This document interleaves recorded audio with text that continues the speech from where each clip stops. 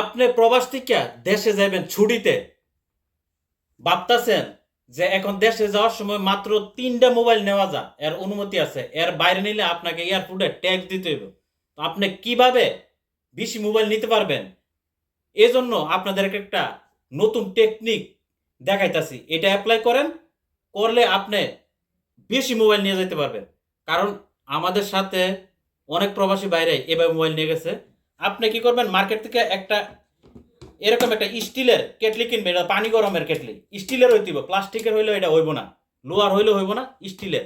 এটা কিনা আইনা আপনার 3টা পারেন 4টা পারেন, যতটা মনে চায় এতটা মোবাইল কি করবেন, এটার ভিতরে এভাবে ঢুকাই দিবেন, ঢুকাই দিয়া ডাকনাটা বন্ধ করে দিবেন। বন্ধ কইরা উপর দিয়ে ট্যাপ মাইরা দিবেন। ট্যাপ মাইরা এই যে কার্টনের ভিতরে ঢুকানো হয়েছে, এভাবে কার্টনের মধ্যে ঢুকাই দিবেন। ঢুকাই দিলে এয়ারপোর্টে আর আপনারে কেউ ধরতে পারবো না। স্কিন তো দূরের কথা, কেউ ধরতে পারবো না, কারণ এয়ারপোর্টের লোক সবাই আছে চুরিতে ব্যস্ত। আর এটা আপনি কার্টন দিয়া ভিতরে ঢুকাইয়া এটার মধ্যে করে সেটা 3 থেকে 4টা। এটা হলো আমাদের প্রবাসীদের জন্য একটা নতুন টেকনিক।